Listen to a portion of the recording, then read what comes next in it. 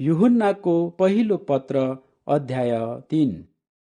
हेर, पिताले हामीलाई कस्तो किसिमले प्रेम गर्नुभएको छ कि हामी परमेश्वरका सन्तान भनी कहलिएकाहरू हौं र साँच्चै हौं पनि।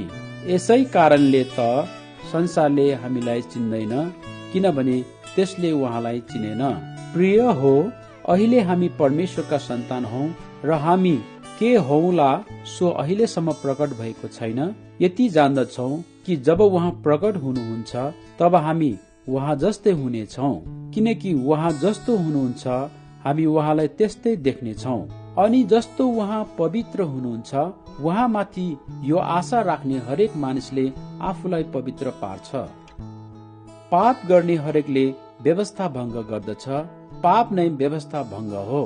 पाप हरण गर्नलाई नै उहाँ प्रकट हुनु भएको हो भन्ने कुरा तिमीहरू जान्दछौ र उहाँमा कुनै पाप छैन। उहाँमा रहने कसैले पाप गरिरहँदैन। पाप गरिरहने कसैले उहाँलाई न देखेको छ न त चिनेको नै छ।